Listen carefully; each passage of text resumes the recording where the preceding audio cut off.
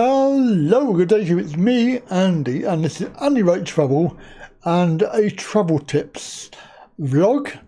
This is how to avoid getting sick on a plane. Very simple, obvious tips I'm going to give you, which are very simple, and you're probably doing them anyway, but hey, let's have a look. So tip number 1, stay hydrated to boost your immune system. One of the most important tips on how to avoid getting sick on a plane is to remain hydrated. You have to work at it. Most planes fly at 30 to 35,000 feet elevation, where the humidity is very low. Unfortunately, the humidity inside the cabin of a plane is usually lower than 15%. This is very drying to nasal passages in the throat, and allows the bacteria and viruses easier access to your lungs. To combat this, you must remain hydrated. Drinking water keeps your mucous membranes remain moist and better equipped to fight germs. Drink a bottle of water before you get on the plane. If plastic bottled water isn't your thing, carry your empty non-disposable water bottle through security. And then fill it as soon as you are through. And continue to hydrate frequently for the duration of your flight. Some of the newer budget airlines do not provide soft drinks, coffee, tea, or even water to their passengers. So it is even more important than ever to bring your own water on board. And using your own non-disposable water bottle is not only economic, but kinder to the earth. Remaining hydrated is an important step on how to avoid getting sick on a plane. Tip number 2, travel with nose protection. Airborne germs are one of the 2 top sources of bacteria and virus infections.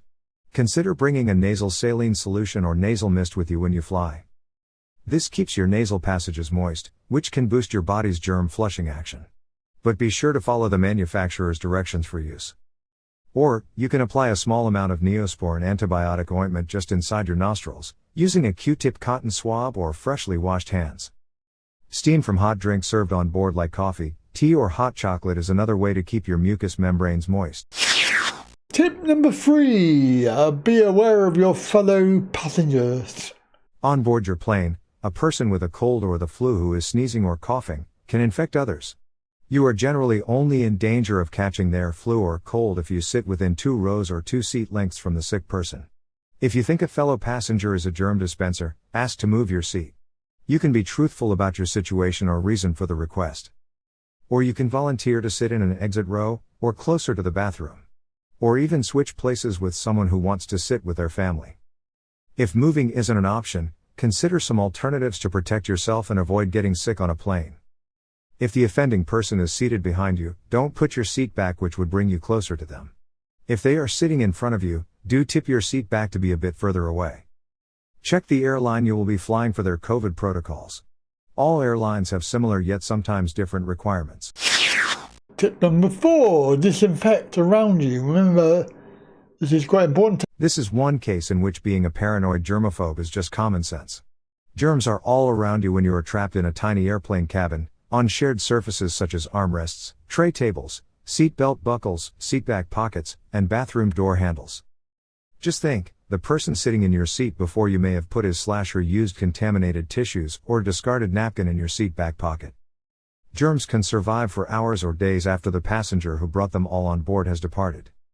Some of the 200 or so viruses that cause the common cold can infect people up to 18 hours after they have left the host. And flu viruses can infect people for up to 8 hours after they have left their host. MRSA and E. coli can live on the plane for over a week. There is simply no substitute for hand washing as the first line of defense against all types of illnesses and how to avoid getting sick on a plane. Wash your hands before and after you board your plane. Use a paper towel to turn off the faucet in the plane's lavatory. This way you won't pick up more germs before you leave the bathroom. Under your nails is where 70% of germs hide, so don't forget to clean them. Carry alcohol-based hand sanitizer when you cannot wash your hands. Also, avoid touching your eyes, mouth or nose with your hands any more than you have to.